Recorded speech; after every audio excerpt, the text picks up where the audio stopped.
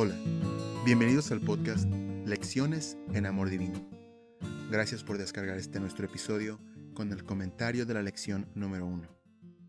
El versículo de memoria en Hechos 11:18 dice así: Entonces, oídas todas estas cosas, callaron y glorificaron a Dios, diciendo: De manera que también a los gentiles ha dado Dios arrepentimiento para vida. Cuando nos detenemos a leer las Escrituras en forma juiciosa y ponemos atención en los detalles que parecen insignificantes, encontramos que en los más pequeños pasajes existe un mundo de información. Por ejemplo, en el texto de Hechos 11:18, vemos que Lucas coloca un énfasis especial, un énfasis particular en la reacción de los discípulos. Los discípulos han llegado a la realización de que los gentiles también habían sido beneficiarios de la acción redentora de Jesús. Y la reacción que tuvieron fue una de júbilo, de sorpresa, confusión tal vez. Hubo un descontento en la iglesia cristiana después de que el mensaje llegó a los gentiles. Y para poder entender el origen de tal descontento, para poder entender el temor, la desconfianza que surgió en los primeros cristianos, cuando ellos se enfrentaron ante la realidad de que el Evangelio había alcanzado corazones gentiles, para poder entenderlos, tenemos que visitar la historia del pueblo judío. Desde su reintegración como nación, después del cautiverio en Babilonia, la nación judía había tomado precauciones sobre precauciones. Todo esto con el objetivo de no perder su identidad. Para la época en que Judea fue conquistada por Babilonia, el reino de Israel, su pueblo hermano, había sido ya desaparecido completamente, tanto del mapa físico, del mapa geográfico, como del mapa cultural. Hacía ya 136 años que el pueblo de Israel había desaparecido por completo, y el pueblo de Judá era conquistado y deportado a Babilonia.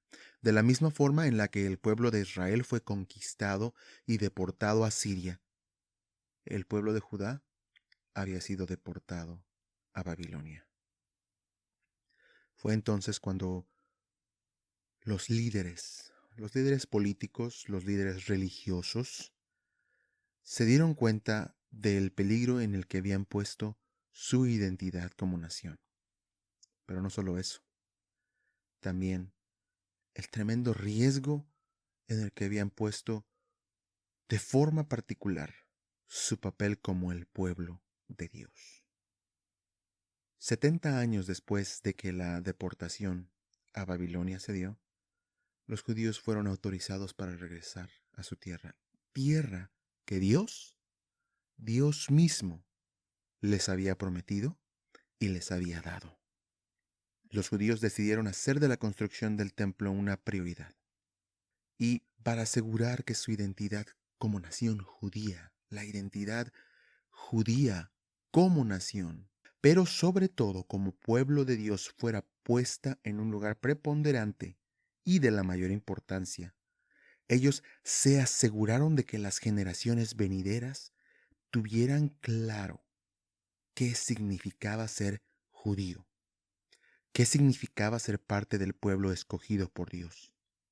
Ellos elaboraron una serie de reglas de comportamiento que debían abarcar hasta el más mínimo e íntimo detalle de la vida cotidiana. Estas leyes eran tan específicas que no había lugar a confusión por parte de quien debía obedecerlas. Años más tarde, cuando el helenismo se convirtió en la cultura franca alrededor del mundo mediterráneo, los judíos combatieron de forma efectiva los embates que esta nueva forma de ver el mundo les presentaba. Si bien es cierto que para el tiempo histórico en el que Pablo vivió, los judíos helénicos no solamente existían y eran parte importante del mundo romano. Los judíos helénicos también eran parte importante del mundo judío. Pero aquí quiero hacer una aclaración. Los judíos helénicos eran ante todo y por sobre todo judíos. Seguir la ley de Moisés, el ser circuncidados, era no solo una costumbre, era una prueba de su nacionalidad, una prueba de su identidad como seres humanos, un elemento fundamental de su fe. Los judíos no eran diferentes solamente porque sí. Un judío vivía de forma diferente. Un judío comía de forma diferente. Un judío trabajaba de forma diferente. Y un judío lucía de forma diferente. Todo esto formaba parte integral de la identidad judía. Esa identidad que se buscaba proteger a toda costa. Un judío trabajaba de forma diferente, porque trabajaba 6 días a la semana. En aquel tiempo, los pueblos paganos no descansaban. Su semana era su vida entera. El pueblo judío era especial y diferente porque ellos descansaban un día a la semana, el séptimo día, y observaban el sábado de forma rigurosa. Era parte de ser judíos. Los judíos comían de forma distinta. Las leyes de alimentación eran tan específicas, son tan específicas, que no hay lugar a interpretación. Los judíos también lucían de forma diferente, vestían de forma distinta, pero a un nivel más íntimo. Los judíos tenían una marca, la marca que era la señal del pacto entre los hijos de Abraham y Dios mismo, la circuncisión. El ser judío significaba ser diferente, significaba cumplir con todos estos requisitos y de esta forma proteger la identidad que en algún tiempo ellos habían puesto en riesgo. La identidad que Israel, como reino, como nación, no pudo mantener. Esta es la forma en la que ellos utilizaron la segunda oportunidad que recibieron de parte de Dios, después del cautiverio en Babilonia. Por lo tanto, la actitud que Pablo toma en un principio ante el nacimiento y crecimiento de la fe cristiana es completamente consistente con la actitud que cualquier judío piadoso, que cualquier judío temeroso de Dios había de asumir. Además, Pablo había sido educado a un nivel más avanzado al de la mayoría de sus contemporáneos. Su erudición en aspectos religiosos era vasta. Pero en particular yo quiero acentuar que el celo y el amor por su fe y por su pueblo era el motor que motivaba sus acciones. Pablo era víctima de algo que muy pocos individuos hoy en día pueden entender. Pablo era judío, pero también era un ciudadano romano. Algo que suele suceder con muchas personas que mantienen una doble nacionalidad, por ejemplo, estadounidenses y cualquier nacionalidad latinoamericana. Es que su sociedad los hace demostrar quiénes son de forma más intensa. Tienen que ser mejor estadounidense, mejor americano que alguien cuyas generaciones han vivido y crecido en los Estados Unidos por décadas, por años. Pero también tiene que ser mejor latinoamericano que cualquiera nacido, crecido, educado allá, en aquellos países de Latinoamérica. Esta persona tiene que ser completamente americano y completamente latino, de cualquier nacionalidad específica. Siente de parte de la sociedad el peso de demostrar su identidad. Y Pablo se enfrentó a lo mismo. Nuevamente quiero recalcar, Pablo además de ser muy educado, sentía un celo y un fervor religioso especial. Era su fe y el amor por su pueblo lo que motivaba sus acciones. Y Pablo era mucho más que una boca que hablara. Pablo era una mano que actuaba. Quiero llevarlos a Hechos de los Apóstoles. La página 105 y 106. Elena de White escribe lo siguiente. El Salvador había hablado a Saulo mediante Esteban, cuyo claro razonamiento no podía ser refutado. El erudito judío vio el rostro del mártir reflejando la luz de la gloria de Cristo, de modo que parecía como el rostro de un ángel. Presenció la longanimidad de Esteban para con sus enemigos y el perdón que les concedió. Presenció también la fortaleza y la alegre resignación de muchos a quienes él había hecho atormentar y afligir. Hasta vio a algunos entregar la vida con regocijo por causa de su fe. Todas estas cosas impresionaron mucho a Saulo. A veces casi abrumaron su mente con la convicción de que Jesús era el Mesías prometido. En estas ocasiones luchó noches enteras en esa convicción, pero siempre terminó por creer que Jesús no era el Mesías y que sus seguidores eran ilusos fanáticos. Tal como es mencionado en el texto de la lección, el Espíritu Santo había trabajado en la mente de Pablo. Sus acciones después de la muerte de Esteban eran las de un hombre celoso, celoso por su fe, pero al mismo tiempo la de un hombre con miedo de perder su identidad, un hombre con miedo de perder su fe, un hombre con miedo de perder su pueblo, perderse a sí mismo. Las cualidades de Pablo y sus motivaciones crean una mixtura perfecta y dan como resultado a un asolador de la fe cristiana, un soldado incansable, un soldado que no dará tregua ni cuartel hasta que su enemigo haya sido aniquilado. Pablo era un hombre incansable. No se conformó con perseguir a la iglesia cristiana en Jerusalén, lo que para él era un cáncer y una infección. No era exclusivo de Jerusalén. Había atacado al judaísmo en otros lados, Damasco, por ejemplo.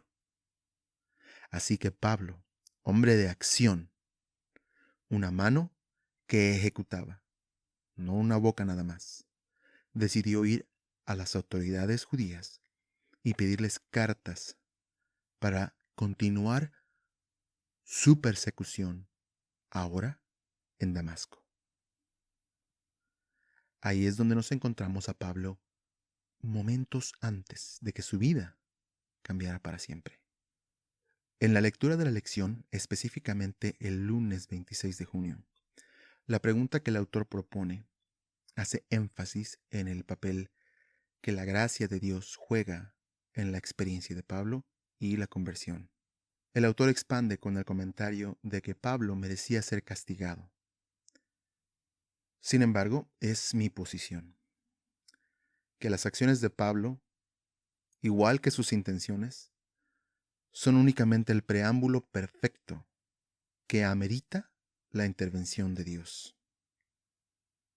Castigar a Pablo por sus convicciones haría de Dios un ser vindicativo,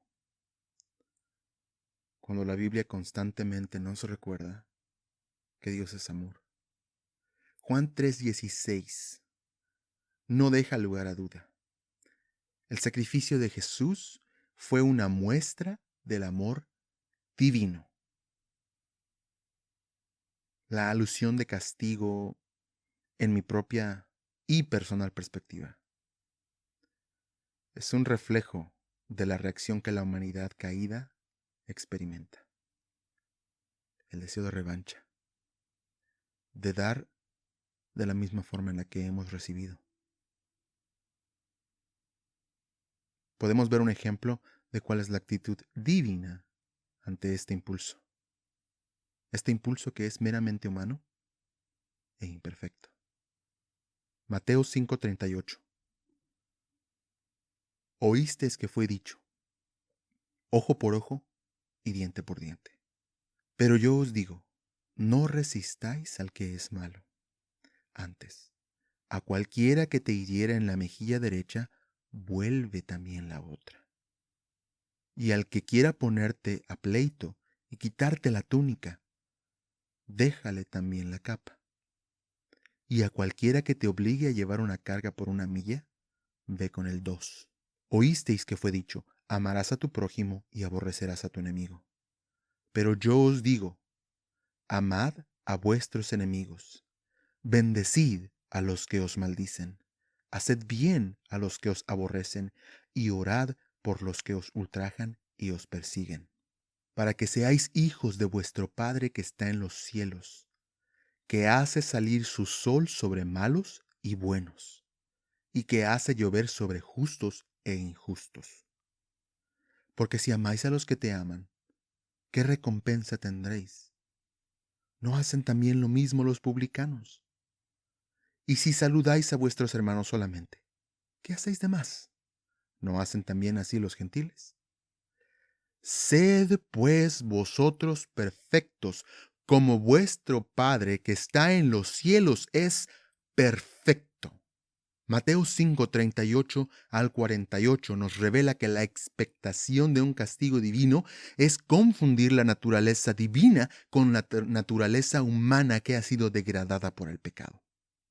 Aun cuando los seres humanos vivimos con esta infección en nuestros corazones, el pecado, Jesús nos hace una invitación a ser como el Padre. El Padre responde con bien a quien le hacen mal y bendice a los que le maldicen. Hace salir el sol sobre buenos y malos, sobre los que le bendicen y sobre los que le maldicen. Sin importar cuál sea tu postura, recibes la lluvia. Sin importar cuál sea tu opinión de Dios, Él te ama igual. Él no busca tu castigo, Él busca tu salvación. Jesús, en su diálogo con Pablo, hace énfasis en la naturaleza contradictoria, en la lucha que Saulo de Tarso había tomado como bandera. El propósito de Pablo era el de erradicar la superstición. El propósito de Pablo era de mantener la adoración al verdadero Dios. Era una causa justa, pero equivocada. El blanco de sus esfuerzos perseguidores era, paradójicamente, aquello que sus intenciones buscaban proteger. La experiencia de Pablo en las afueras de Damasco es una prueba más del tremendo amor que Dios tiene por sus criaturas. No es una conversión forzada, es evidencia de cuán presente está en Dios la voluntad y las convicciones humanas. La conversión de Pablo es, en mi punto de vista, la consecuencia del camino que Pablo mismo había decidido seguir. El papel que la gracia divina juega en la conversión de Pablo es el mismo papel que la gracia divina juega en la conversión tuya y mía. Nuestro Dios de amor extiende su gracia a los seres humanos, porque esa es la naturaleza divina. Él ama y protege a quienes le aman y de igual forma extiende la misma gracia a quienes le aborrecen. El aceptar el amor de Dios, esa es una decisión personal. Y en última instancia, es esta misma decisión la que define el destino del ser humano. La decisión que el individuo toma ante la gracia extendida.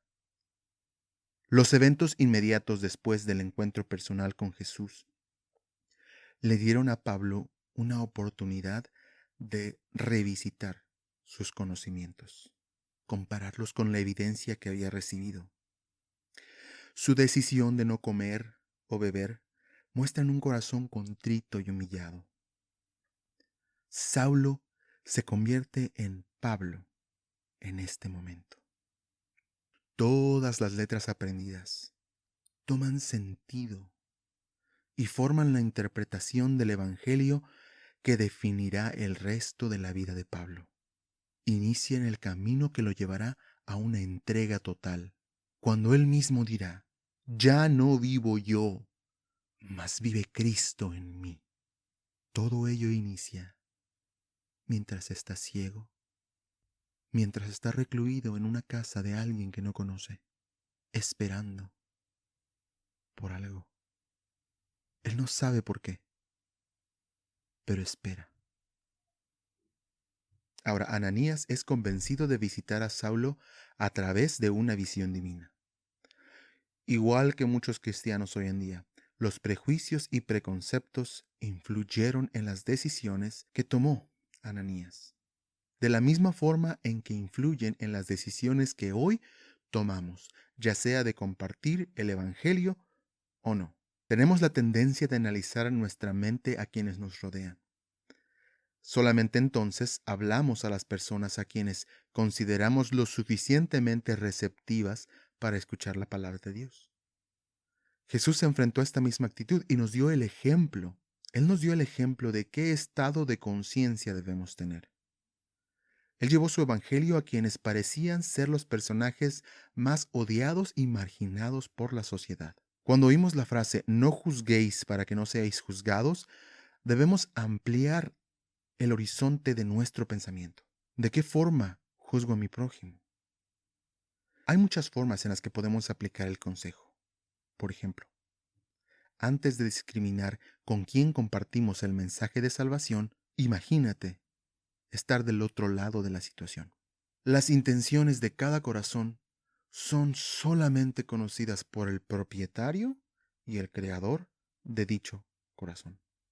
Las acciones en ningún momento son revelación definitiva del carácter de ningún individuo. Quiero contarte una pequeña historia.